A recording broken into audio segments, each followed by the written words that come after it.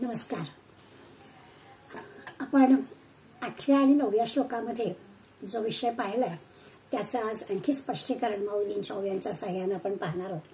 8व्या श्लोकामध्ये आपण असं पाहिलं की आत्ताच म्हणजे त्यांनी श्लोक म्हटले त्यामुळे आपल्याला लगेच लक्षात येईल.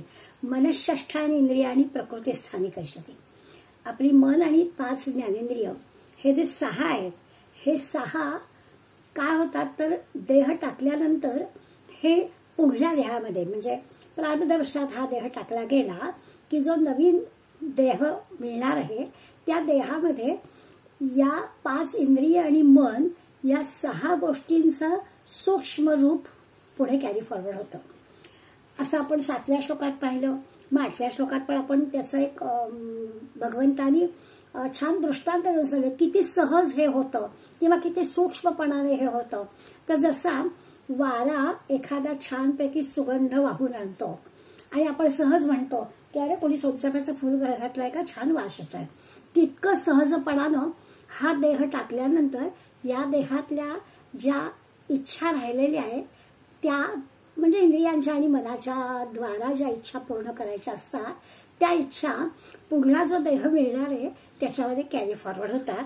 असं 8व्या श्लोकामध्ये कसं जातं तर इतक्या सहजपणाने जातं असं पण म्हटलं.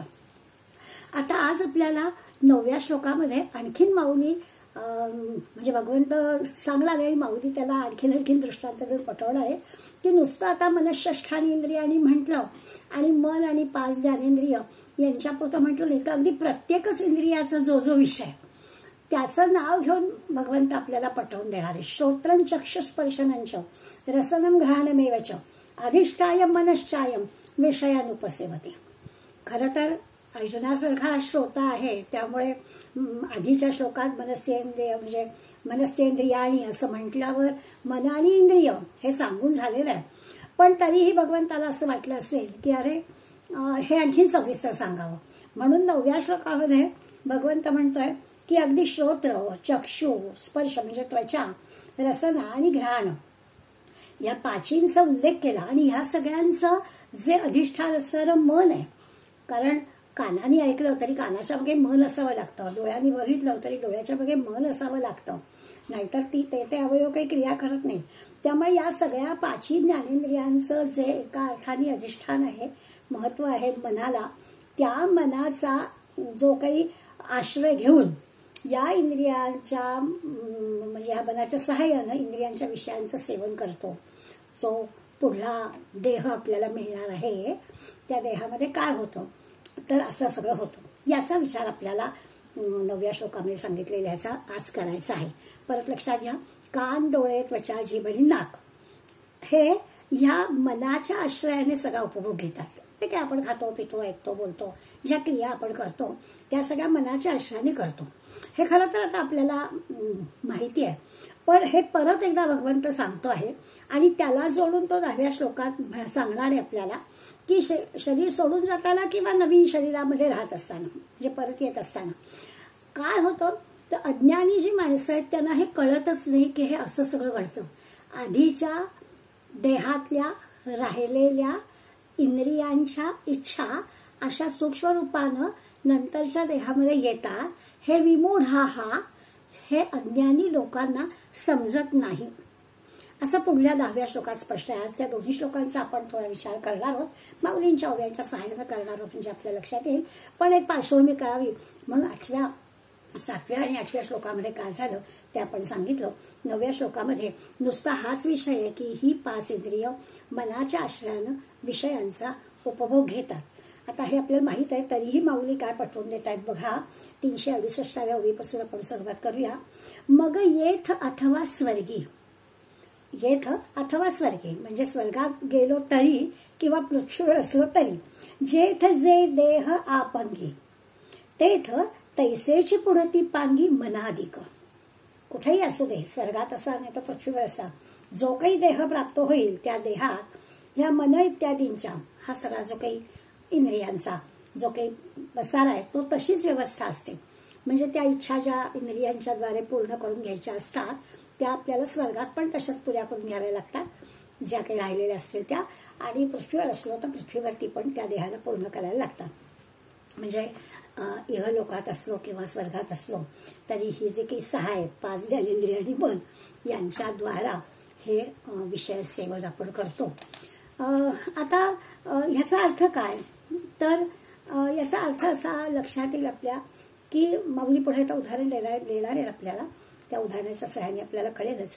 पण एकूण हा जो काही सगळा पसारा आहे त्या इंद्रियांच्या द्वारा आपली तृप्तीच होत नाही. हवाय हवाय असं वाटतं आणि त्याचा परिणाम असा होतो की प्रारब्धवशात देह असेपर्यंत त्या इच्छा समजा आपल्या पुऱ्या होत असतील पण ज्या राहतात त्या अशा पद्धतीने स्वर्गात जरी गेलो तरी त्या तिथे कॅरी फॉरवर्ड होतात आणि तिथे त्या इंद्रियांच्या आणि मनाच्या राहिलेल्या इच्छा जो कुठला दुसरा देह मिळेल त्याच्यात पूर्ण केल्या जातात.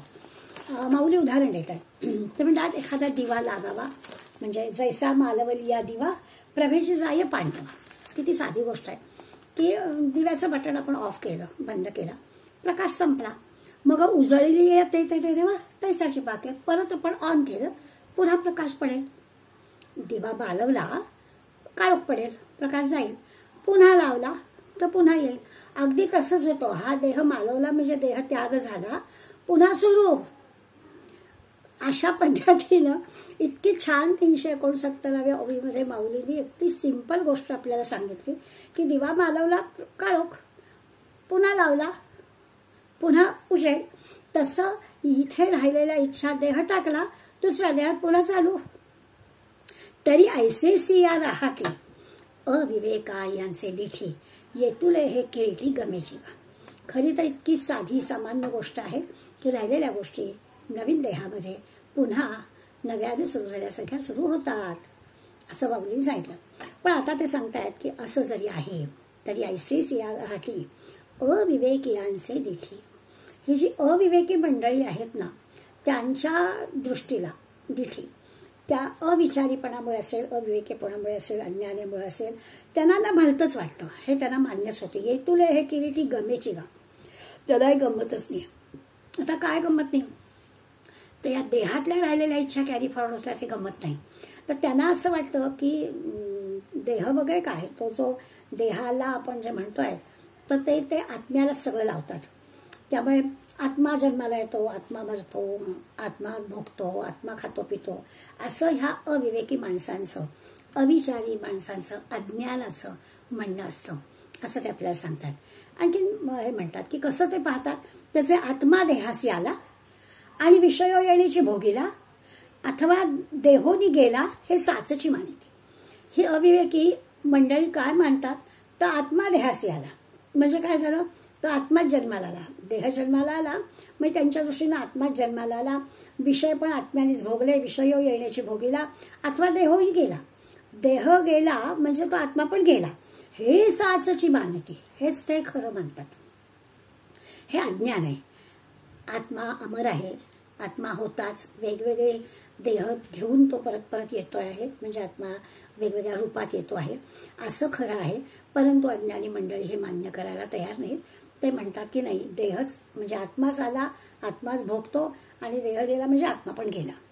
एरवी येणे आणि जाणे का करणे हन भोगणे हे प्रकृतीचे तेणे मानिले. खरं म्हणजे काय आहे तर म्हणाले नीट विचार केला तर खरं असं आहे की येणं काय जाणं काय करणं काय भोगणं काय किंवा इंद्रियांची जी सगळी क्रिया करणं खाणं पिणं बसणं उठणं हे सगळे प्रकृतीचे धर्म आहेत. आणि प्रकृतीचे धर्म असल्यामुळे ही अविचारी अविवेकी अमूढ नाही विमूढ अशी जी मंडळी आहे ही सगळी मंडळी ह्याला आत्म्यालाच ह्या सगळ्या गोष्टी मानतात. आत्माच आला आत्माच गेला आत्माच भोगतोय असं सगळं म्हणतात. थोडक्यात असं आहे की यांना नीट लक्षात येत नाही की देह जातो आत्मा तसाच राहतो हे याच्यातून ते बाहेरच पडत नाही. आणि जे काही प्रारब्धामध्ये भोग आहेत किंवा जे काही उपभोग घ्यायचे आहेत जी काही अंतिम इच्छा राहते आहे त्याच्यासाठी पुन्हा देह नवीन घेतला जो येतो मिळतो त्याच्या प्रारब्धानुसार जो देह मिळतो तिथे त्या इच्छा पुऱ्या करण्याचा प्रयत्न केला जातो. म्हणजे खऱ्या अर्थानं विचार केला तर जीवानं हा देह कशासाठी धारण केले आहे कुठल्या इच्छा आपल्या ज्या काय पूर्ण करायच्या राहिल्या त्या पूर्ण करण्यासाठी पुन्हा देह धारण केलेला आहे हे खरं तर स्पष्टच आहे की ज्या काही इच्छा राहतात त्या पूर्ण करण्यासाठी पुन्हा देह हे आहेच आहे. याचा अर्थ थोडा बारकाईनं आपण जर शांतपणे विचार केला तर आपल्या लक्षात येईल की परत परत तेच तेच करायचं आहे. इच्छा राहिल्यात म्हणजे काय, कुठली इच्छा माणसाची राहते, काहीतरी चांगला अनुभव आलेला असतो आपला नाही तर दुसऱ्या कोणाला, आणि मग ते आपल्याला हवं असं वाटतं, मग ती इच्छा होते. आणि त्यामुळे अशा ज्या काही इच्छा असतात त्या पुन्हा पुन्हा म्हणजे तेच तेच तेच तेच करणं, विषय भोगण्यासाठी पुन्हा देह धारण करणं, पुन्हा येणं, पुन्हा जाणं, असं जे काही चक्र चालू आहे. तर हे खरंच आहे. कुठला एखादा मनुष्य प्राणी असा नाही, कोणीही प्राणी जो जन्माला येतो त्याला ना काही अगदी महत्वाची गोष्ट म्हणजे भूक समजा, तर ती भूक शमवण्याची जी काही गोष्ट आहे ती शिकवावी नाही लागत, ती त्याला आपोआप येते. अगदी लहान बाळ सुद्धा जरा जरा आपल्याकडे जन्माला आल्यावर मध लावायची हे आहेत, आपण बारीक जरी मधाचं नुसतं त्याच्या जिभेला आहे का ते लगेच त्याची जीभ हे म्हणजे भूक किंवा ही जी रसद आहे ना याचं काम कसं इमिजिएट चालू होतं. म्हणजे किंवा भूक लागणं किंवा भूक असणं हे सगळ्यांनाच आहे, सगळ्या प्रकारच्या देहांना ही गोष्ट कळते. फक्त कुठल्या गोष्टींमध्ये सुख आहे ते त्या त्या व्यक्तीप्रमाणे नाही म्हणत, तो जन्म कुठल्या जीवाचा, प्राण्याचा, पक्षाचा आहे त्याप्रमाणे वेगळं असेल. म्हणजे भूक ही गोष्ट कॉमन आहे. फक्त आपण असा विचार करू की घोड्याला चंदी लागेल किंवा गाय म्हैस बैल असेल तर त्यांना गवत लागेल, माणूस असेल तर त्याला जरा चांगला रसमलाई वगैरे लागेल, असं वेगवेगळा पदार्थ लागेल. परंतु भूक नावाची गोष्ट सारखीच असेल, आनंद तोच असेल, भूक शमणं, पदार्थ खायला मिळणं. त्यामुळे सुखाचा विचार केला तर काही फरक नाही. त्या वस्तूमध्ये, त्या वस्तूच्या गुणवत्तेत फरक असेल ती वस्तू त्याला आवडेलच. ते डुकराला चिखलातच आवडेल, त्याला काय करणार, स्वाभाविकच आहे. त्यामुळे भूक ही गोष्ट अशी जी सहजपणाने आपल्याला कळणारी आहे म्हणून त्याचं आपण उदाहरण घेतलं. अशा सगळ्या इंद्रियांच्या इच्छा अशा पुढल्या देहामध्ये येतात असं आपण पाहिलं. आता जर का असं आहे तर देह टाकताना, प्रारब्धवशात देह टाकताना अंतिम जी काही इच्छा राहते ती इच्छा पुढल्या याच्यामध्ये पूर्ण करावी लागते असं आपण पाहिलं. आणि ती आत्ता म्हटलं तसं की प्रत्येक जीव जो काही पशु पक्षी प्राणी 84 लक्ष योनी जे जीव आहेत त्यांचा त्यांचा आनंदाचा, सुखाचा, अनुभवाचा विषय वेगळा असला तरी आनंदाचा विषय एकच आहे. 84 लक्ष योनीतले आपण आपले मानव देह धारण करणारे श्रेष्ठ आहोत म्हणून आपल्याला या सगळ्यातला फरक कळतोय.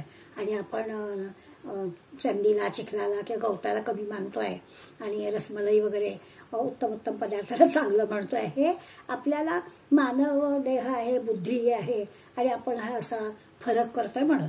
पण अन्यथा त्या त्या जीवाला तो तो पदार्थ मिळून भूक शमणं हा आनंदाचा जो भाग आहे तो सगळ्यांचा समानच आहे. सगळे मंदाते गंधे अत्यंत उत्तम प्रवचनकार आपण अनेकांनी युट्यूबवरती त्यांची प्रवचन ऐकली असेल, त्या एक गमतीनं सांगतात की अहो म्हणून ना कुठल्याही पदार्थाची इच्छा अशी राहू नये बरं, अगदी चितळ्यांचं श्रीखंड खावंसं वाटतंय असं म्हणू नये, कारण ते चितळ्यांचं श्रीखंड खायला पुन्हा जन्म घ्यावा लागेल. बरं, श्रीखंड खाण्यासाठी माणसाचा जन्म यायला हवा अशातला काही भाग नाही. श्रीखंड खायला काय कावळ्या कुत्र्याचा जन्म सुद्धा चालेल. गमतीचा भाग सोडून देऊ. मुद्दा काय, तर कुठल्याची इच्छा राहू नये. प्रारब्धवशात देह टाकताना आपण अगदी तृप्त असं समाधानी अंतःकरण राहावं, कुठल्याही इंद्रियाची काही इच्छा राहावी असं असू नये असा खरा म्हणजे याच्यातून सांगण्याचा अर्थ. परंतु आपल्याला लक्षात येईल की पुढल्या श्लोकामध्ये आपल्याला बघायचं आहे की जे असे मूढ आहेत, अविवेकी आहेत, अज्ञानी आहेत ते हे लक्षातच घेत नाहीत. नवीन देहामध्ये जीव जातो, नवीन देहामध्ये प्रवेश करतो म्हणजे काय, तर ते जे इंद्रियांचे आधीचे संस्कार आहेत तो ते घेऊन जातो. छान हे दिले की आपण ना समजा घरामध्ये काही सामान आणलं तर सामान आपण सगळं जागच्या जागी ठेवतो. तसं आधीच्या देहातील जे काही भोग आणलेले असतात ना ते भोग संस्काराच्या रूपामध्ये ते त्या नवीन देहामध्ये ठेवले जातात की जिथे जिथे योग्य पद्धतीने त्याचा आपल्याला ती इच्छा पूर्ण होईल. म्हणजे आता आधी माणसाचं देह आहे, छान छान उत्तम उत्तम पदार्थ खाल्ले असतील तर त्या त्या इच्छा राहिल्या असतील, मग पुन्हा जेव्हा ती इच्छा पूर्ण करण्यासाठीचे प्रयत्न होतील. अगदी पैशाची इच्छा समजा राहायची की आपण धनवान असलं पाहिजे असं वाटलं, पुढल्या जन्मामध्ये श्रीमंताचा मुलगा म्हणून जन्माला येईल, भरपूर पैसा, कारण ती इच्छा राहिली ती. नुकतंच काल दत्त जयंती झाली आहे, घराघरांमध्ये गुरुचरित्राचा पाठ झाला आहे, त्यामुळे गुरुचरित्रातल्या कथा कानावर येतात. गुरुचरित्रामध्ये कथा आहे परिटाची. त्या परिटाच्या कथेमध्ये गोष्ट आहे की तो परिट एकदा नदीवरती कपडे आपले धुवत असतो. परिटच आहे, त्यामुळे त्याच्याजवळ लोकांचे आलेले कपडे जर खूप वेळ तो काम करत असतो. आणि त्याच वेळेला नदीवरती राजा आपल्याला वागण्यासह स्नानासाठी तिथे येतो. पूर्वीच्या काही पद्धत होती. आणि मग तसा राजा आलो तर राजाचं ते ऐश्वर्य, राजाचं ते वैभव सगळं पाहिलं. आणि परिटाने जवळून पाहिल्यावर त्याला खरंच असं वाटलं की अरे वा, पुढला जन्म आपल्याला असा बादशहाचा आला तर काय मजा येईल. आणि खरोखरच म्हणे पुढला जन्म त्याला, म्हणजे ही इच्छा राहिली आणि ती इच्छा पूर्ण करण्यासाठी त्याला बादशहाचा, परिटाला बादशहाच्या पोटी म्हणजे राजपुत्राचा जन्म मिळाला. अशा प्रकारचं आपल्याला ऐकायला मिळतं. आता चांगली गोष्ट आहे, परिटाला जर का असं राजाचा जन्म मिळाला आणि ते उपभोगायला मिळालं असं तर काही वाईट नाही. आता मगाशी म्हटलं तसं कुठली तरी खायची इच्छा आणि मग ते कुत्र्याचा जन्म होऊन ती पुरी व्हायला हवी असं तर नको व्हायला, असा विचार करायचा. मुद्दा असा की हे जे काही शब्द, स्पर्श, रूप, रस, गंध हे जे काही आपले ज्ञानेंद्रियांचे विषय आहेत, या विषयांच्या मागे जे आपलं मन आहे त्या मनामुळे हे सगळं घडतं. म्हणजे मगाशी म्हटलं तसं की आपली इंद्रिय जे काम करतात, आपण कानाने ऐकतो, डोळ्यांनी बघतो, पण त्याच्यामागे मन असावं लागतं. डोळे पाहतात बरोबर आहे, पण डोळे पाहत असं ते दुसरे डोळे पुरत नाही, त्याच्यामागे मन असावं लागतं. नाहीतर डोळ्यांना काहीच दिसणार नाही. कान ऐकतात ठीक आहे, पण आपलं लक्ष म्हणजे मन आपलं तिथे असावं लागतं तर आपल्याला ऐकायला येतं. त्यामुळे या सगळ्या इंद्रियांच्या मागे मनाचं अधिष्ठान असायला हवं. श्रोत्रम चक्षु स्पर्शनंच रसनम घ्राणमय विच, ह्या पाचही इंद्रियांचा उल्लेख भगवंतांनी आता केला. त्याचं कारण ते आहे की हे जरी पाचही इंद्रिय करत असली तरी या सगळ्याच्या मागे मनबुद्धी लागते. पाहणे हे क्रियापद जरा आणखीनच कौतुकाचं आहे बरं का. म्हणजे नुसतं पाहायचं नाही, खरं म्हणजे पाहणे म्हणजे डोळ्यांनी पाहणे असं आपल्याला येईल. पण आपण मराठी भाषेत कसं म्हणतो, अहो जरा हे खाऊन पहा. आता खाऊन पहा म्हणजे रसना काही पाहत नाही ना, रसना चव घेणार आहे, पण तरी खाऊन पहा म्हणजे काय तर हो, जिभेला पाहण्याचं पण ज्ञान आहे. एखादा म्हणजे गाणं, हे गाणं ऐकून तर पहा असं आपण म्हणतो. खाणं काय, ऐकणं काय, ही फक्त डोळ्यांची कामं नाही आहेत. तर ते पहा हा शब्द जो काही आपण वापरतो म्हणजे डोळ्याला जरा जास्तच काम आहे असं म्हणायला हरकत नाही. जरी पहा क्रियापद असल्यामुळे सगळ्यांची कामं त्याला करायला लागतात. हे काय तर कुठल्याही विषयाचा उपभोग घ्यायचा असेल, आनंद मिळवायचा असेल तर ती जी काही इच्छा आहे ती पुरी होण्यासाठी आपला प्रयत्न असतो. बरं, ती जर आसक्ती अशी खूप वाढली, मर्यादेपेक्षा जास्त वाढली तर त्याचा परिणाम काही चांगला होत नाही, म्हणजे रोगांना आमंत्रण मिळतं. म्हणून भोगामध्ये आनंद असतो, भोगामध्ये सुख असतं असं जर कोणाला वाटलं असेल तर मग असं वाटणाऱ्याला ही सगळी साधनं सहज उपलब्ध झाली असेल. श्रीमंत माणसाला सहज झाली. समजा असं म्हटलं की जेवढा जास्त भोग तेवढा आनंद, जेवढं जास्त भोगायला वस्तू नाही तेवढं सुख, तर झालं असतं ना श्रीमंत माणूस सुखी. पण तसं तर होत नाही, उलट त्यांना अधिक दुःख असतात. एखाद्या वेळेस आपण असं विचार करू शकू की जो गरीब आहे ना तर तो अल्पसंतुष्ट असतो, जो विचार करतो. जर विचारी गरीब माणूस असेल तर तो म्हणतो आपल्या खिशाला काय परवडेल तेवढंच करावं. आपल्याकडे आपल्या लहानपणी एक म्हण म्हटली जायची, एकाने सरी घातली म्हणून आपण दोरीने बांधून घ्यायची गळ्यात. आपल्याला जर नाही शक्य तर नाही घातलं. तर तसं आहे की एखादा अल्पसंतुष्ट असेल, गरीब असेल, आपल्या खिशाला काय परवडतं ह्याच्याला जाणत असेल तो असं कशाच्या मागे लागला नाही. पण ज्याला असं हवं आहे तर मग ते हवे पण जे आहे ते संपतच नाही, हव्यास वाढायला लागतो. असो, आणखीन एक भोगाची मोठी गंमत आहे.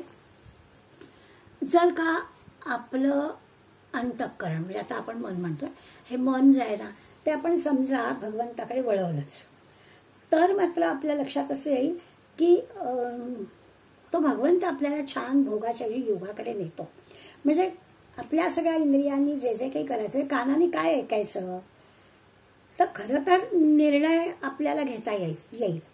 कानाने काय ऐकायचं, ढाण ढाण ढाण लागणारं एखादं म्युझिक आहे, पॉप संगीत आहे ते ऐकायचं, कुठं तरी नाशिक रोड नाशिकचे ढोल वाजतोय तो ऐकायचा, की खरंच विठ्ठल विठ्ठल विठ्ठल असं छानपैकी भजनात दंग व्हायचं का, काय नेमकं का भीमसेन जोशी ऐकायचं, नेमकं काय ऐकायचं हे प्रत्येकाच्या आवडीप्रमाणे प्रत्येकजण ठरवू शकतो. स्वातंत्र्य प्रत्येकाला आहे. त्यामुळे आपली ही जी इंद्रिय आहेत किंवा आपण ज्या इंद्रियांचे विषय जे म्हणतोय खाणं पाहणं ऐकणं ह्या सगळ्या गोष्टी ह्या सगळ्या आपल्या आवडीप्रमाणे आपल्याला करता येतात. त्या अशा इतक्या कोरल्या जातात आपल्या मनावरती जे आपल्याला आवडतं ते करण्याकडे. आता हल्ली आपण पाहतो ना तरुण मुलं कानामध्ये मी बुचं म्हणते त्याला, कानात बुचं घालतात ते त्यांच्या तंद्रीतच असतात. आणि मग आपण काहीतरी सांगायला गेलो तर पहिल्यांदा जेव्हा सांगतो तेव्हा त्यांना काहीच कळत नाही की आपल्याशी कोणते बोला, कारण ते त्यांच्याच ह्याच्यात असतात. मग जरा आपण आणखीन जोरात किंवा त्यांच्या लक्षात आलं की मग ते हळूच हे करतात, मी मग आपल्या चेहऱ्याकडे बघून काय असं विचारतात. म्हणजे कळलेलं काहीच नसतं, आपण काय सांगितलं कळलेलं नसतं. मग थर्ड टाईम आपण काय सांगतो ते त्यांना कळतं आणि मग ते जरा आता त्यांना ते वेगळ्या विचारत असतात. तर आपण जे काही विचारलंय त्याच्याबद्दल विचार करायला त्याला वेळ लागतो. तर असं कम्युनिकेशन आपलं सध्या पुढल्या पिढीशी आहे. सगळे घराघरांमध्ये तसा अनुभव घेत असते. तर याचा अर्थ काय, तर आपण या सगळ्या क्रियांमुळे जवळ येत नाही आहोत, उलट आपण असे लांब जातोय. म्हणजे हे ठीक आहे की स्टेशनमध्ये लोकलमध्ये गर्दीमध्ये आपण आपल्या विषयामध्ये रमण्यासाठी याचा उपयोग करतो, ठीक आहे. पण जणू काही हा कुठल्या उर्वरित जगाशी आपला काही संबंधच नाही आहे अशा पद्धतीनं वागलं जातं. तेव्हा लक्षात येतं की आपण कुठल्या एखाद्या चांगल्या गोष्टीसाठी जवळच येत नाही आहोत. आणि मग असं जे काही जवळ करण्याचा प्रयत्न करताना ती जी मंडळी आपल्या स्वतःत मशगूल असतात ना त्यांची चिडचिडच होते. म्हणून मग आपण विचार असा करतो की हे सगळं दृश्य जग आपण पाहतो आहोत असं सगळीकडे चाललेलं आहे.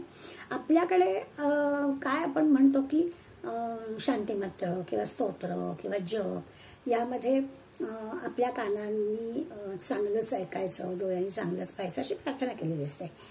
जसं हे असतं ना की आपण जेव्हा जगात वावरतोय तर सगळं चांगलंच आपल्याला ऐकायला बघायला मिळेल अशी काही खात्री नसते. आपली इच्छा असते चांगलंच ऐकावं चांगलंच बघावं. ते 3 माकडं आपण महात्मा गांधींची दाखवतो, डोळे कान आणि तोंड असं झाकलेलं, आणि चांगलंच बोलेन चांगलंच ऐकेन चांगलंच बघेन अशी खरं म्हणजे इच्छा असते. पण असं काही घडत नाही. जगामध्ये सगळ्या प्रकारच्या गोष्टी असतात आणि सगळीकडलं कानावर पडत असतं, सगळं काय ते बघायला मिळत असतं. याच्यातून आपल्याला चांगलं निवडायचं असतं. आता जगात एकीकडे आपण काय म्हणतो की जगात सगळीकडे ईश्वर भरलेला आहे, एकीकडे आपण आता असं म्हणतो की जगात हे असे सगळे प्रकार हे सगळं चांगलंच असेल असं नाही. मग आता मध्य काय करायचा, तर याचा अर्थ असा आहे की आपल्याला जर जे आहे त्याच्यात ईश्वर बघायचा असेल तर आपण असं ठरवायला पाहिजे, जर का सगळीकडे ईश्वरच भरलेला आहे तर काहीही आपल्या कानावर पडू दे किंवा काहीही आपल्याला डोळ्याला दिसू दे ते चांगलंच आहे किंवा त्यात ईश्वरच आहे असं पाहायचं. म्हणजे सगळं काही भद्रम, आपण शांती म्हणतो भद्रम पश्ये काय ओम भद्रम कर्णेभिः शृणुयाम देवाः भद्रम पश्ये माक्षभिर्यजत्रा स्थिरैरङ्गैः सुष्ठुवांसस्तनूभिः व्यशेम देवहितं यदायु. आणि मग स्वस्तिर्वेदो इंद्रश्रवाः स्वस्तिपूषा विशुद्धा सगळी प्रार्थना. आपल्याकडे पद्धत आहे की प्रत्येक उपनिषदाच्या आधी एक शांती मंत्र असतो.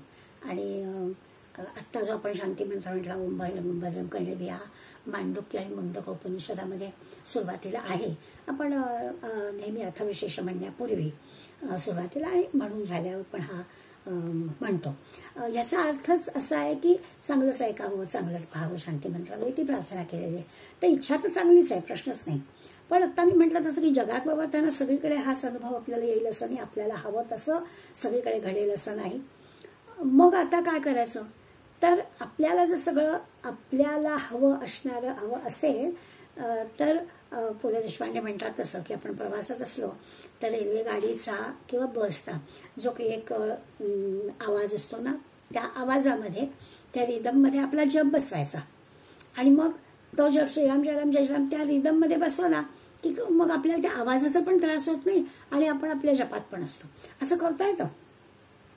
म्हणजे न आवडणारा किंवा आपल्याला न चालणारा पदार्थ जर आपल्याला खायची वेळ आली तर आपण काय करायचं, तो प्रसाद म्हणून स्वीकारायचा. म्हणजे थोडा घ्यायचा आणि प्रसाद म्हणून घेतला की लगेच त्याची व्हॅल्यू बदली होते.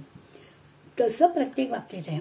काही खाणं पिणं बघणं जे की आपले 5 विषय आहेत त्या सगळ्या विषयांवरती आपल्याला असं लक्षात येईल की या पद्धतीनं आपल्याला जगात वावरताना सगळीकडे ईश्वर जर आहे तर अशा पद्धतीने करायला हवं. म्हणजे आपल्याला काय करायचं आहे, ते मनःषष्ठानी इंद्रियानी आहे ना, तिकडे वासाला जायला नको आहेत ना, आणि मग पुन्हा त्या वासाला पूर्ण करण्यासाठी परत यायचं नाही आहे ना, म्हणून हा सगळा उद्योग चाललेला आहे असं दिसेल. अर्थात तरीही असं आपल्याला कळेल, समजा आपल्या म्हणजे रस्त्यावर काही सगळेच तुम्हाला हवे असे म्हणजे सज्जनांचीच सगळीकडे वस्ती आहे असं तर काही नाही, किंवा सज्जनांनीच राहावं असा काही नियम नाही आहे. सगळ्या प्रकारचे लोक इथे आहेत. तसं मनाचंही आहे. मनाने या सगळ्या चांगल्याच गोष्टी कराव्यात, चांगलेच विचार मनामध्ये यायला पाहिजेत. असं सारखं जरी आपण किती म्हटलं तरी मनच आहे ते, तेव्हा कुठेतरी असे भोगाचे किंवा काहीतरी चुकीचे विचार मनामध्ये येणार, त्याच्यासाठी प्रार्थना करायची असते. असं असायला हवं वगैरे सगळं बरोबर आहे, पण शांती मंत्राच्या प्रार्थना काय होतं तर असं कुठेतरी मनामध्ये समजा आलं काही तर ते येऊ नये, भोगाचे किंवा चुकीचे विचार येऊ नये यासाठी प्रार्थना करायची. आणि भगवंताने मया ततविदं सर्वं जगदव्यक्तमूर्तिना, मी हे जग असं परिपूर्णपणानं व्यापलेलं आहे असं भगवंताने सांगितलंच आहे. मग भगवंत जर सगळीकडे व्यापून आहे, त्या ईशावास्य उपनिषदात सुद्धा म्हटलं की जगातल्या प्रत्येक वस्तू प्रत्येक व्यक्तीत प्रत्येक प्रसंगात अगदी सगळ्या परिस्थितीत परमेश्वर असा ठासून भरलेला आहे असं सांगितलंच आहे. आणि म्हणजे परमेश्वर नाही असं ठिकाणच नाही, अशी जागाच नाही किंवा असा क्षणच नाही असं त्याचं वर्णन. म्हणजे आपण खातो तो परमात्मा, आपण बघतो तो परमात्मा, आपण पितो तो परमात्मा, आपण स्पर्श करतो तो परमात्मा, जे काही आपण करतो ते सगळं ईश्वर आहे अशा प्रकारचं त्या प्रार्थनेतून हे घ्यायचं असतं.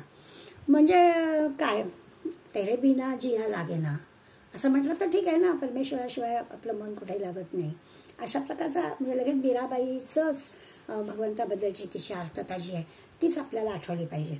किंवा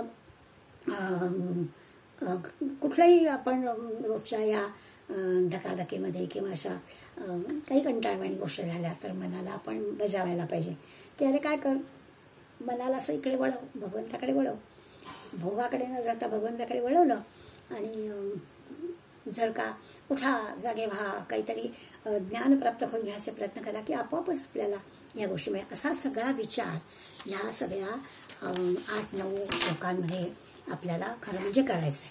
सांगताना काय सांगितलं आहे आपल्याला आश्चर्य वाटेल, मी मुद्दामच असं म्हटलं की ह्या 40 श्लोकांचा विचार आपल्याला एकत्र का करायचा आहे तर 8व्या आणि 9व्या श्लोकामध्ये, आणि आता पुढल्या ह्याच्यात येणार आहे की मूर्ख माणसाचं का समजतं ते परत एकदा सांगणार आहेत भगवंत. तर 7व्या आणि 8व्या श्लोकामध्ये आपण पाहिलं की ह्या इंद्रियांचे विषय सूक्ष्म रूपामध्ये पुढे जातात, अगदी सहज जातात. जसा वाऱ्याआधी गंध जातो तसे सहजपणे दुसरीकडे जातात.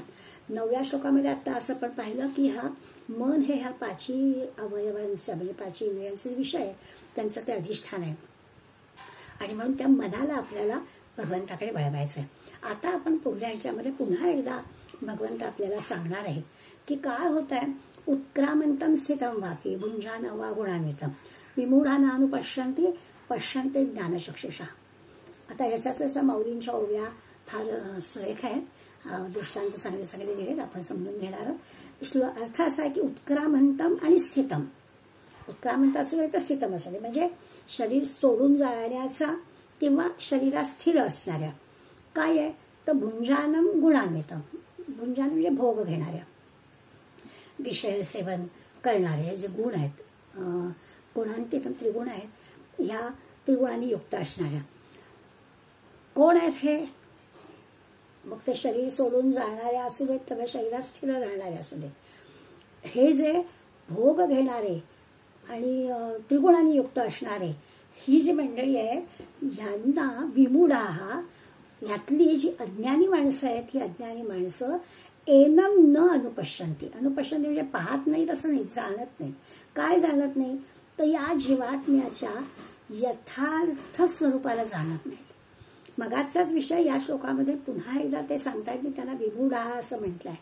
की हा अज्ञान आहे, हे विमूढपण आहे, बढत मूर्खपण आहे समर्थांच्या शब्दामध्ये, की हे न अनुपश्यन्ते, ते जाणत नाही आहेत की हे काय होत आहे, तर आपल्या ह्या राहिलेल्या इच्छा कशा पुढे जातात हे ते जाणत नाहीत. त्यांना असं वाटतं की मिळाला ना देह, सगळं भोगून घेईन, लिहून घेईन, देह गेला की सगळं संपलं असं वाटतं. म्हणून ते 10व्या श्लोकामध्ये पुन्हा एकदा विमूढा न अनुपश्यते, विमूढ असा शब्द वापरलाय. मूढ शब्द तर कळतोच आपल्याला. विमूढ विशेषत्वाने मूढ म्हणजे दासबोधातला पडत मूर्ख असं म्हणायला हरकत नाही. तर जे म्हणजे थोडक्यात समजदारीनं जे जीवन जगत नाहीत, विचार करत नाहीत, विवेक ठेवत नाहीत, अशी जी मंडळी आहे, ही मंडळी काय जाणत नाहीत, तर हा जो जीव देह सोडून जातो, आत्मा म्हणूया, जीव म्हणूया, हा जो देह सोडून जातो तो त्या जीवात्म्याला ते यथार्थपणे जाणत नाही की तो आता जीवात्मा आपल्या सगळ्या सूक्ष्म वासना घेऊन पुढल्या देहामध्ये पुन्हा प्रविष्ट होऊन त्या इच्छा पुऱ्या करण्याच्या मार्गाला लागणारे हे ते जाणत नाहीत. माऊली काय म्हणतात ते आधी पाहूया आणि त्याचंही स्पष्टीकरण करण्याचा प्रयत्न करूया. माऊली म्हणतात 373 ओळीपासून, परी देहाचे मोटके उभे आणि चेतना ते थोपलभे, चळवळेचे निलोभे आला म्हणती. काय म्हणतात ते, तर देहाचे मोटके, जन्माला जेव्हा देह येतो तर तो लहानसा पिंड जेव्हा उत्पन्न होतो आणि त्याच्यामध्ये चेतना, आणि चेतना तिथे उपलब्ध आहे, त्याच्यात चेतना दिसते, म्हणजे जन्माला येतो, हालचाल सुरू होते, चळवळाचे निलोभ आहे, ती चेतना दिसू लागली की ते काय म्हणजे आला म्हणते. कोण आला? आत्मा आला. खरं तर आत्मा असतोच, तो आत्मा वेगळ्या देहाच्या रूपाने येतोय एवढंच आपण म्हणतोय, पण आत्मा आहेच. तो आत्मा जुना नवा, त्याला वय नाही, त्याला काही नाही. तर ते न विचार करतात ते म्हणतात आत्मा आला. तैसेची तया संगती इंद्रिय आपुलाला अर्थी वर्तती, तया नाव सुभद्रापती भोगणे जया. आणि अर्जुना काय होत आहे, त्याच्या संगतीनं, म्हणजे तो जो जीव त्याच्यामध्ये आलेला आहे त्याच्या संगतीनं ही इंद्रिय आता आपापल्या विषयांचा व्यापार करू लागली, म्हणजे त्यांचा भोग चालूच आहे, राहिलेला आता पुढे चालू करेला. पाठी भोगक्षीणा पैसे, देह गेलिया तो न दिसे, तेथे गेला गेला ऐसे बोभातिगा. पर होतं काय की भोग घेण्याचं संपून, म्हणजे देह काय प्रारब्धवशात तो देह गेल्यानंतर देहातली चेतना नाहीशी झाली, म्हणजे तो म्हणजे आत्मा गेला रे गेला. आणि असं बोभातिगा म्हणजे असं बोभाटा करतात की आत्माच गेला, आत्मा आला, आत्मा गेला, असं ही विमूढ, ही मूर्ख माणसं असं काहीतरी बोलतात. रुख उदाहरण दिलं आहे, पै रुख डोलू तू रेखावा, तरी वारा वाजू तू मानावा. रुखू नये तेथे पाडलं नाही तो वा. देह आला म्हणजे आत्मा आला आणि देह गेला म्हणजे आत्मा गेला, असं कसं होईल? जसं म्हणाले अर्जुन, असं पहा की झाड हलतंय म्हणजे आपण काय म्हणतो की वारा आला. आता जिथे झाड नाही आहे ते वारा नाही आहे असं म्हणायचं का? झाडामुळे वारा आहे असं आपल्याला कळलं, बरोबर आहे. त्यावेळी देह आहे म्हणून त्याच्यात आत्मा आहे आपल्याला कळलं, बरोबर आहे. पण देह नाही म्हणजे आत्मा नाहीच आहे का? तो आहेच, ईश्वर सगळीकडे आहेच. असं उदाहरण दिलं आहे की आपल्याला लगेच लक्षात येईल की जिथे झाड नाही आहे तिथे वारा नाही आहे का? आहे. पण झाड जिथे आहे ते झाड हलायला लागलं की तिथे वारा आहे असं आपल्याला कळतं. तद्वत असं आहे की जीव आहे म्हणजे देह जन्माला आला म्हणजे आत्मा आला असं म्हणायचं कारण आहे का? आत्मा आहेच सगळीकडे, भगवंत सगळीकडे आहेच. अजून उदाहरणं देत आहेत, बरोबर बरेच दृष्टांत माऊली पुढे पुढे देत आहेत. आता म्हणतात का आरसा समोर ठेवीजे आणि आपण पण तेथे देखीजे. सहज आहे की आरसा समोर ठेवला, आपलं प्रतिबिंब आरशात दिसत आहे, तरी तेधवाची झाले माईजे काय आधी नाही.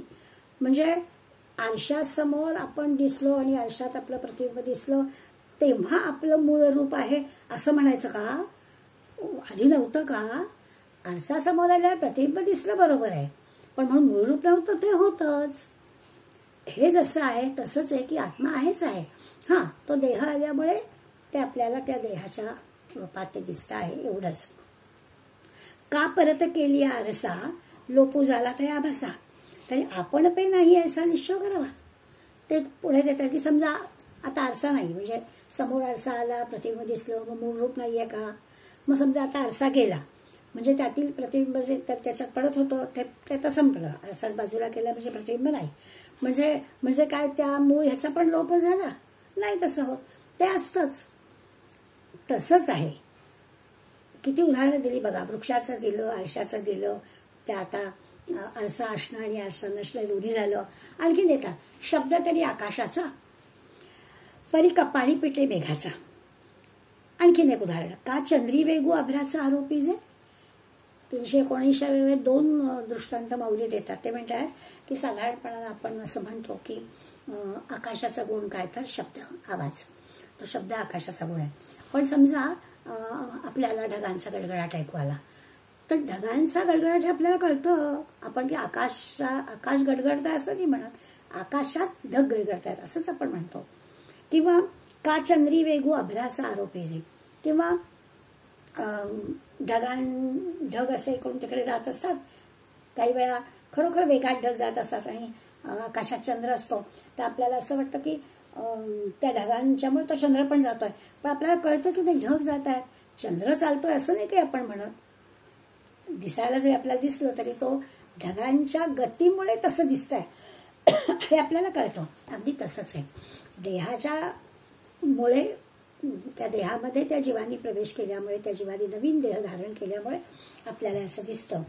ते मूळ रूप आहेच आहे. तैसे होईजे जाईजे देहे, ते आत्मसत्य अविक्रिये, निष्ठंकिती गा मोहे अंधळे ते.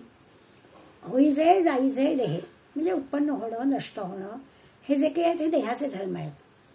जन्माला येणं, काय प्रारब्धवशात देह जाणं, हा देहाचा धर्म आहे.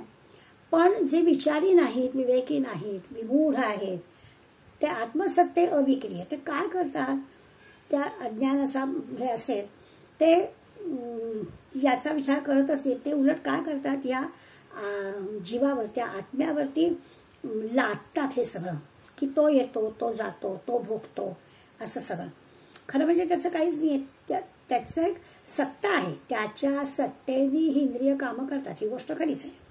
आपण नाही म्हणतो ना की तो जीव गेला म्हणजे काय होतं, तर हा देह काष्टवत मृतवत प्रेतरूपाने पडतो. त्यामुळे तो असणं, पण तो करत नाही ना काही. त्यामुळे ही जी विमूढ मंडळी आहे ती देहाचे धर्म त्याला लावतात. तो आला, तो त्यांनी भोगलं, तो गेला, असं सगळं अज्ञानी लोक विचार करतात. खरा तो अविकारीच आहे, खरा तो सत्ता स्वरूप आहे. आणि अशा सत्ता स्वरूप असणाऱ्या ह्या आत्म्याला ते नीट ओळखत नाही आणि आत्म्यावर हे देहाच्या ज्या येण्या जाण्याच्या गोष्टी आहेत त्या लागतात. येथं आत्मा याच्या ठाई, देखीजे देहींचा धर्मू देही, ऐसे देखणे ते पाही आनहाती. हे जे काही येणं जाणं आहे, होणं जाणं, हा सगळा खरा आत्म्याशी काही संबंध नाही आहे. त्याचं काही येणं जाणं नाहीच आहे. त्याची स्वसत्ता आहे, सगळीकडे आहे. आणि सगळीकडे सत्ता असून तो सगळ्याशी असंग आहे. तो कुठेच लिप्त नाही आहे, तो कुठेच अडकलेला नाही आहे. तो सत्ता आहे त्याची, परंतु तो कुठेही त्यांनी संग केलेला नाही आहे. हे जे काही आहे हे निश्चितच आहे, परंतु हे कळणारे खूप कमी असतात.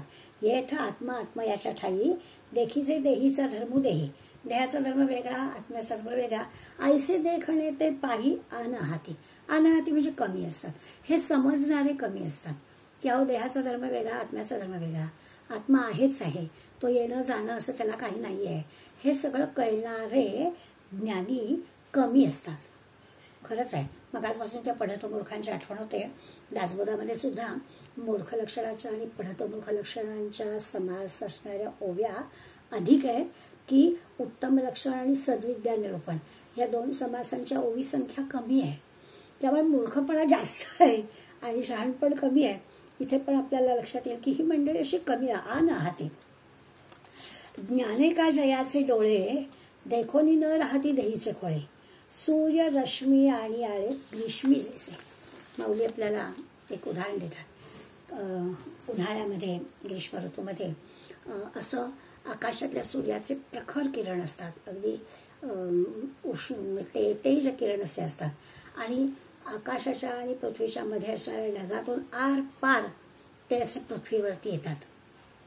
उन्हाळ्यामध्ये सूर्याचे पण आज खूप तापताय, आज खूप तापताय, तर ते सूर्याचे किरण ढगांचा काही विचार न करता आरपार येतात.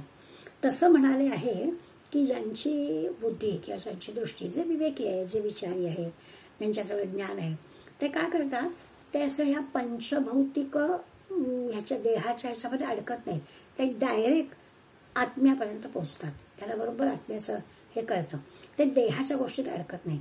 जे विमूढ आहेत, मूर्ख आहेत, अविचारी आहेत, ते ह्या देहात अडकतात आणि त्यामुळे ते आत्म्यापर्यंत पोचतच नाहीत.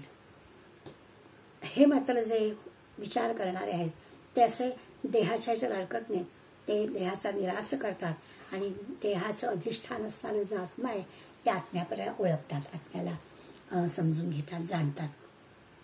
उदाहरण चांगलं दिलंय की खरोखर सूर्याचे किरण डायरेक्ट पृथ्वीवर पडतात, तसे या विचारी माणसांचे विचार डायरेक्ट आत्म्यापर्यंत जातात, ते मध्येच देहाच्या पातळीवर कुठेही अडकत नाहीत.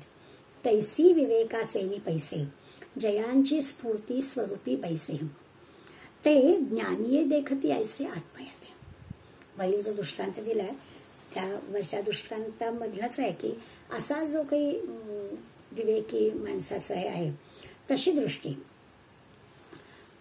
काय होते की देहाच्या पलीकडे ती जी काही आत्मवस्तू तिथपर्यंत ती विवेकी माणसाची दृष्टी पोचते. तैसी विवेकासेनी पैसे, जयाची स्फूर्ती स्वरूपी पैसे, बरोबर स्वरूपापर्यंत ती पोचते. ज्ञानी लोकांची, विवेकी माणसाची दृष्टी तिथपर्यंत पोचते आणि ते मग त्यांना हे बरोबर कळतं की तो जो आत्मा आहे ते ज्ञानी देखती आत्मा आहे. ते ज्ञानी माणसं तो जो अकर्ता असणारा आत्मा आहे त्याला नीट पाहतात, तर तो त्यांना कळतो. आता आपल्याला हे अनेकदा माहिती आहे की ज्या कोणाला ते आत्म्याचं रूप ओळखता आलेलं आहे तो काही म्हणू शकत नाही की मला आत्मा कळला. जिथे ठासून सगळीकडे भगवंत भरलेला आहे, आत बाहेर जिकडे तिकडे भगवंत आहे, तर भगवंताला मी ओळखलं असं म्हणणारा तो वेगळा नाही का होणार, तर तो तर असं नाही सांगू शकत, बरोबर आहे. परंतु आत्मा करूनही अकर्ता कसा आहे, तो आहे पण तो काही करत नाही आहे, हे जे काही त्याचं रूप आहे ते त्या विवेकी माणसाला, ज्ञानी माणसाला बरोबर कळलेलं असतं, ते त्यांनी जाणलेलं असतं. जैसे तारांगणी भरले, गगन समुद्रे बिंबले, पर ते तुटून नाही पडले, ऐसे निवडे. आणि कसं जाणतात ज्ञानी माणसं या आत्म्याला, कसं जाणतात त्याचा एक दृष्टांत माऊली छानपैकी देतात. ते म्हणतात कसं असतं की आकाशामध्ये छान नक्षत्र आहेत आणि त्या नक्षत्रासहित त्या आकाशाचं प्रतिबिंब खाली समुद्रामध्ये, पाण्यामध्ये पडलेलं आहे. आता ते जे काही प्रतिबिंब पडलं आहे ते काही आकाशामधली नक्षत्र वरून तुटून खाली पडलेत असं काही मानत नाही की आपण, कळतं आपल्याला की ते आकाशात आहे, त्याचं हे प्रतिबिंब आहे. तसं आहे की ते आत्मवस्तू आहे, ते शरीर सगळं ते आहे म्हणून शरीर चालतं आहे हे ते बरोबर कळतं. ते की वरून तुटून पडलेलं नाही असं सगळेजण मानतात. किंवा गगनाची ही आहे, हे अभासे वाई, तैसे आत्मा देखती देहे गवसीलाही. आकाश जसं होतं तसं त्याच्या ठिकाणीच आहे. आकाशामध्ये चांदणं पडलेलं आहे, नक्षत्र आहे, सगळं आहे. समुद्रामध्ये तिचं प्रतिबिंब पडलेलं आहे. हे सगळं जे काही समुद्रामध्ये दिसणारं प्रतिबिंब आहे हा केवळ आभास आहे, हे काही खरं नाही आहे. खरं जे आकाश आहे ते वरतीच आहे. हा जो काही आहे तो मिथ्या आहे, फक्त प्रतिबिंब आहे, इथे काहीच नाही आहे. हे असं सगळं ज्ञानी माणसाला तो आम्हाला नीटपणे कळतं. तसंच आहे की देहात राहणारा आत्माही वस्तुतः तो देहामधला नाही आहे, देहस्थच फक्त नाही आहे, तो देहामध्ये आहे बरोबर आहे पण तो देहस्थ नाही, तो स्वरूपस्थित आहे. अशी ज्ञानी लोकांना दृष्टी मिळालेली असते. ज्ञानी लोक ते आत्म्याचं खरं रूप समजतात. खळाळाच्या लगबगी फेडूनी खळाळाच्या भागी, देखी जे चंद्रिका का उगी चंद्री जेवी.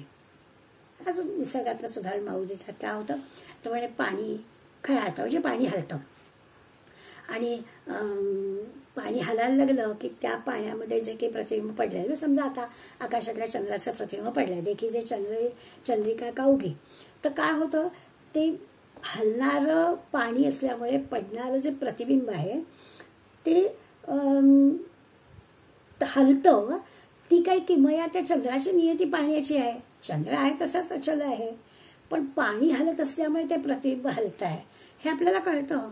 आपण काही असं नाही म्हणत की ते प्रतिबिंब केवढे चंद्र आणि किती, असं नाही आहे. ती काही चंद्राची काहीच नाही, चंद्र आहे तिथेच आहे, तो एक तर एकच आहे, पण हलणाऱ्या पाण्यामुळे आपल्याला ते सगळं असं दिसतं. चंद्र अचल तर अचलच आहे. तसं आहे की ती आत्मवस्तू आहे, ती अचल तर अचलच आहे, एकच एक आहे. आपण मात्र ती अनेक रूपामध्ये, अनेक देहांमध्ये अशी ती पाहतो. हे सगळं विचारी, विवेकी, शहाण्या माणसाला कळतं. बाकीच्यांना कळत नाही. का नाडरची भरे शोषे सोजू तो जैसा तैसाची असे, देह होता जाता तैसे देखती माते. ते म्हणजे नाडर म्हणजे डबकं. ते म्हणजे असं आहे की डबक्यामध्ये समजा पाणी असलं किंवा शोषे म्हणजे वाळून गेलं, पाणी असलं किंवा पाणी नसलं, तर पाणी असतं तेव्हा सूर्याचं प्रतिबिंब त्यात पडतं. ते वाळून गेलं, पाणी नाहीच झालं तर प्रतिबिंब पडत नाही. हा जो काही त्या प्रतिबिंब असण्याचा आणि नसण्याचा खेळ आहे त्याचा त्या सूर्याशी काहीच संबंध नाही आहे. तो बिचारा आहे तो आहेच आकाशामध्ये. खालच्या त्या डबक्यामध्ये दिसणं आणि न दिसणं हे डबक्यातल्या पाण्यावरती असण्या दृष्ट्यावर अवलंबून आहे. तसं लक्षात घ्यायचं. तो जसा जागच्या जागी तसाच आहे, तसं देहाच्या होण्या जाण्याने, असण्या नसण्याने, किंवा हा देह आहे आणि हा देह जाऊन दुसरा येणार आहे, यांनी काही त्याच्यामध्ये विकार होत नाहीयेत. हे ज्ञानी माणसाला कळतं की ते आहेच आहे, त्याच्यामध्ये काहीच फरक पडत नाही. ज्ञानी लोक या अविनाशी असणाऱ्या या आत्मरूपाला, भगवंताला बरोबर ओळखतात. अजून उदाहरण देतात. घटू बठू घटले, ठेची पाटी मोडले, परी आकाश ते संचले, असं त्याचे असे. पाण्याने भरलेले मातीचे घट आहेत, घटू मठू घडले, छानपैकी मातीचं घट पाण्याने भरलेलं आहे. त्याची पाटी मोडली, तयार केलं किंवा मग ते फुटलं, मोडलं, तरी त्याच्यामध्ये पडणारं जे आकाशाचं प्रतिबिंब आहे ते आकाश जसं तसंच आहे. ते काही त्याला काही झालेलं नाही आहे. ते मोडलं पडलं फुटलं आणि लहान झालं मोठं झालं असं काहीच त्याच्यात होत नाही. तैसे अखंडे आत्मसत्ते अज्ञानदृष्टी कल्पिते, हे देहची होते जाते जाणती पुढे. तसं या ईश्वर सत्तेचं आत्मसत्ता म्हटलंय. ही अखंड ईश्वर सत्ता आहेच आहे. तिच्या आधारावर हे सगळं देह होतात जातात हे सगळं आहे. अज्ञानी लोकांनी हे सगळं समजलेलं नसतं म्हणून असं होतं. आकाशाचं दृष्टांत देऊन आपल्याला सांगितलंय की त्याच्यावर काहीच हे होत नाही. ते काय जे काही होतं ते खालच्या त्या ह्याच्याप्रमाणे त्याचं प्रतिबिंब येतं जातं सगळं होतं. त्यामुळे ती जी काही ईश्वर सत्ता आहे त्या ईश्वर सत्तेवर तुम्ही असण्याचा नसण्याचा, जन्माला आलायत गेल्यात याचा काही परिणाम होत नाही. हे त्या ज्ञानी लोकांना स्पष्टपणानं कळतं. आणि स्वाभाविकच अज्ञानी, अविवेकी, विमूढ या लोकांना कळत नाही. म्हणजे खरं स्वरूप जे काही आहे ते जे कोणी जाणतात ते ज्ञानी आहेत, ते विवेकशील आहेत, ते विचारी आहेत. आणि जे जाणत नाहीत ते अज्ञानी आहेत, विमूढ आहेत. बरोबर आहे. आता हे जे काही अज्ञानी वगैरे वगैरे शाही आहेत त्याच्यासाठी आपण काही चालू काळातलं जे उदाहरण आपण घेतलं तर आपल्याला जरा त्यातल्या त्यात कळेल. आपल्या मराठी काकांनी त्यांच्या पुस्तकामध्ये उदाहरण दिलं. यापूर्वीसुद्धा कदाचित मला असं वाटतंय की आपण जे बघितलं आहे हे आपल्याला पटकन कळणार आहे. त्यांनी असं लक्षात घेतलं की आपल्या घराघरांमध्ये समजा आपण स्कूटर आहे तर ते स्कूटर म्हटलं तर जड आहे आणि ती काही तशीच्या तशी पडणार नाही आहे. मग काय करावं लागतं, त्याचं पेट्रोल भरावं लागतं. हे जे पेट्रोल आहे ती त्या स्कूटरची द्रवरूप शक्ती आहे. पण नुसती ते पेट्रोल त्याच्यात टाकून उपयोग होत नाही. नुसतं पेट्रोल टाकून की ती पडणार नाही आहे. त्या याला विशिष्ट प्रकारे ते पेट्रोल आणि ती शक्ती म्हणजे त्याला अश्वशक्ती तयार होते. त्या इंजिनाशी जोडली गेली की जी काही अश्वशक्ती तयार होते ती दिसत नाही. म्हणजे आपण किल्ली लावली, पेट्रोल असेल आणि ती किल्ली लावली की ती अश्वशक्ती तयार होते आणि मग स्कूटर त्या अश्वशक्तीमुळे पळते. बरं, समजा ती चावी बंद केली की त्या पेट्रोलचा आणि त्या इंजिनाचा संपर्क तुटतो आणि मग ती अश्वशक्ती तयार होत नाही. याचा अर्थ ती अश्वशक्ती नष्ट झालेली नसते, तिचा जो काही संपर्क आहे तो तुटलेला असतो. पुन्हा चावी लावली, पुन्हा संपर्क आला, पुन्हा गाडी चालू झाली. पुन्हा चावी बंद केली, संपर्क तुटला की ती बंद झाली. आता हे जे काही सगळं आहे म्हणजे आपल्याला हवी तेव्हा ते व्यक्त म्हणजे वेग चालवता येते, हवी तेव्हा आपल्याला बंद करता येते. तर याच्यामधलं हे जे स्कूटरचं इंजिन आहे ते तसं म्हटलं तर अविद्या म्हणूया. त्या इंजिनला काहीच कळत नाही आहे. पण ते जे पेट्रोल आहे ते चैतन्य आहे. आणि या दोघांचा जर विचार केला तर ती इंजिन आणि ते पेट्रोल याच्या मिळून ती अश्वशक्ती आहे. आता हे समजण्यापुरता विचार करायचा. आपला देह सुद्धा जड आहे. आता हा देह चालवायचा आहे, म्हणजे ही 5 इंद्रिय कार्यरत करायची आहेत किंवा सगळा देह आपल्याला चालवायचा आहे.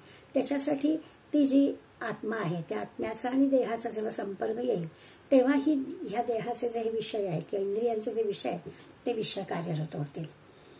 किंवा नेहमी उदाहरण देतात विजेचं आणि बल्बचं. वीज ही काय आहे? वीज ही शक्ती आहे. तुमच्या आमच्या घरापर्यंत ती आलेली आहे आणि ट्यूब आहे, बल्ब आहे, ते जड आहे. पण तो जड असणारा जो बल्ब आहे तो काही प्रकाश देणार नाही आहे. नुसती ती वीज आहे ती पण प्रकाश देणार नाही आहे. त्या वीजचं आणि बल्बचं जेव्हा ते एकत्र येतील तेव्हा ते आपल्याला प्रकाश देऊ शकणार. नुसती वीज काही प्रकाश देऊ शकत नाही. ती जी चैतन्य शक्ती म्हणजे नुसती ईश्वर शक्ती काही करणार नाही आहे, नुसता देह काही करणार नाही आहे. पण देह आणि ही ईश्वर शक्ती म्हणजे हे आत्मतत्व एकत्र आलं की मग आपल्याला ह्या इंद्रियांना कार्यरत करता येईल. मग हा देह चालवला जाईल असा त्याचा थोडक्यात अर्थ. अशा पद्धती विचार केला तर आपल्याला कळेल. बरं समजा की ती वीज आणि तो बल्ब यांच्या संयोगाने आपल्याला प्रकाश मिळाला. तो बल्ब सुद्धा फुटला तरी वीज आहे तिथेच आहे, तिला काहीच झालेलं नाही आहे. म्हणजे वीज काही फुटत नाही. तो बल्ब फुटला तर बल्ब जागी दुसरा बल्ब लावता येतो. ती वीज आहेच.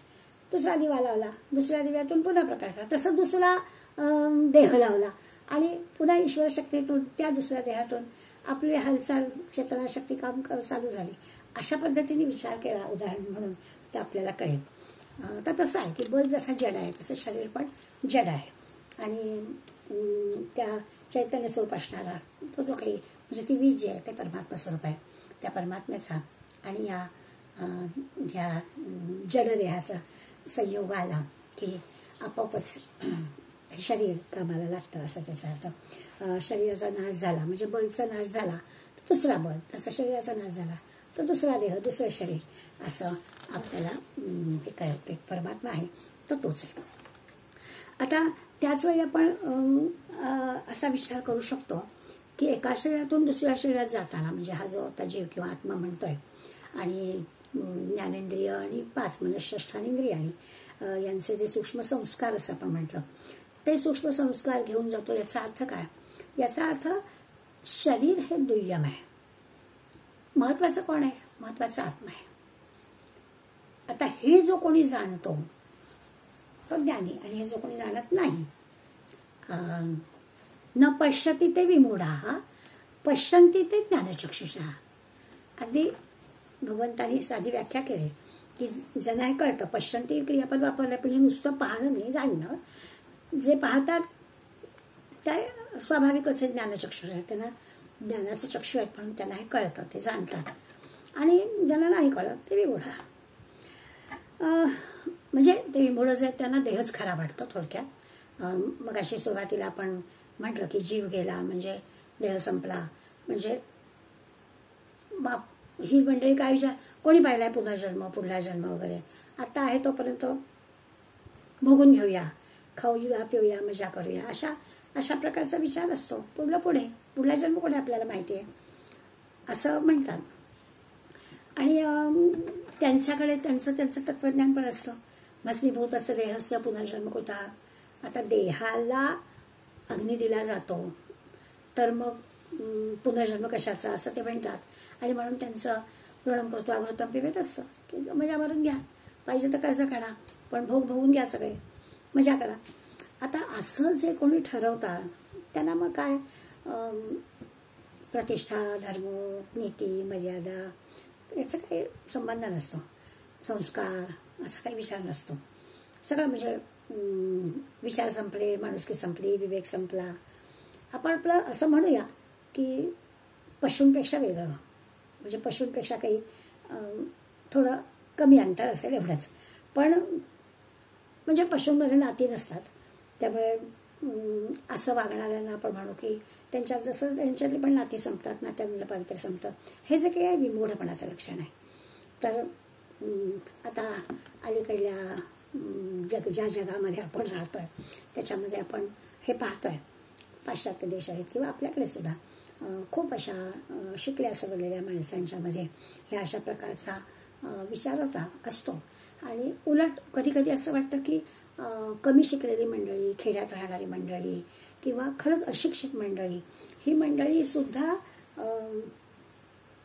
असं दुसऱ्यांचा विचार करताना आपल्याला दिसतात.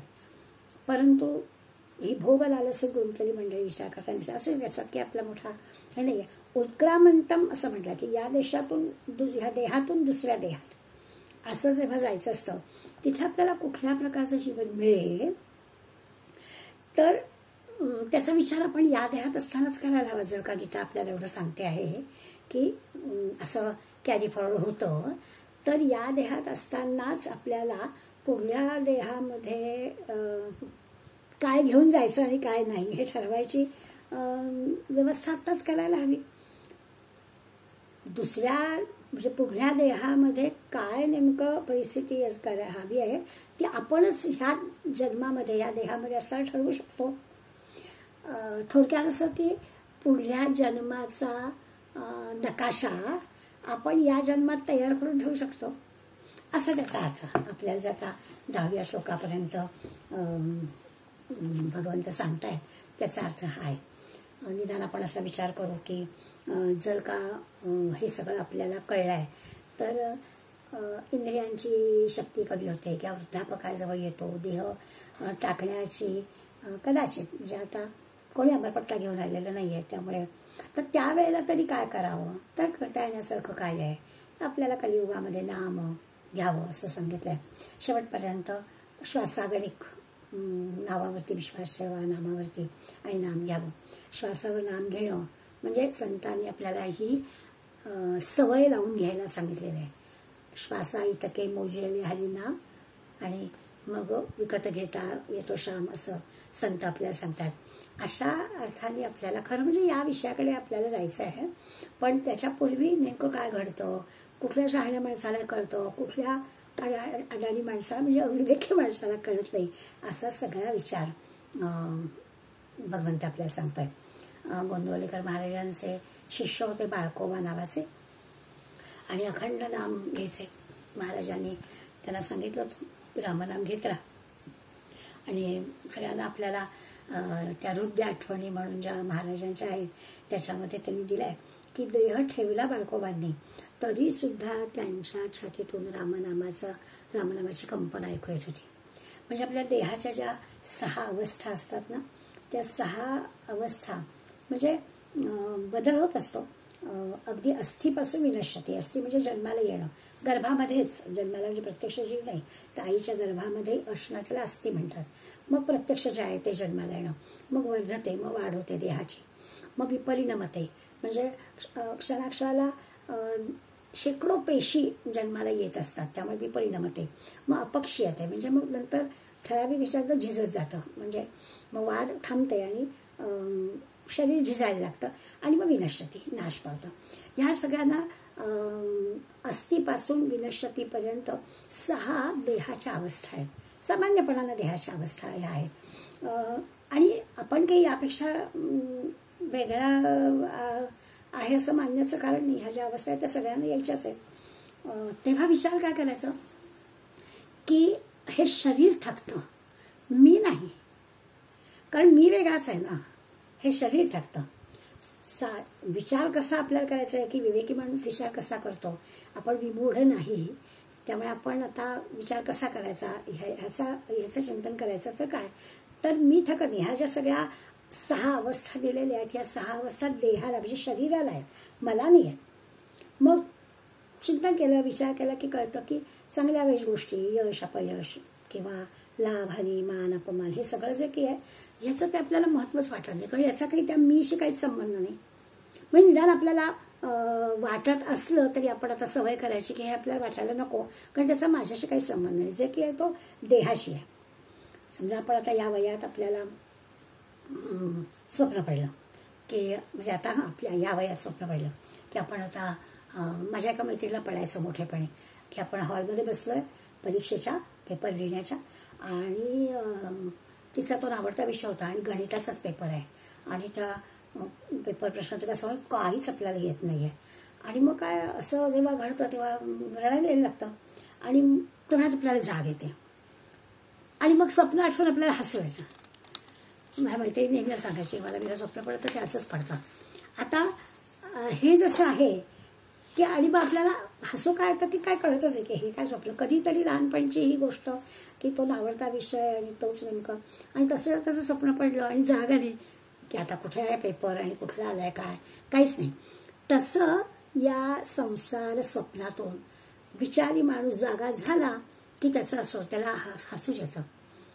कारण त्याचे ज्ञानचक्षु उघडले असतात, संतांचे ज्ञानचक्षु उघडले असतात. त्यांना काही ह्या जगामधलं नको असतं. कारण त्याला माहिती असतं की हा देह म्हणजे काही बी नाही आहे, माझं खरं स्वरूप आहे ते त्यांना ओळखता आलेलं असतं.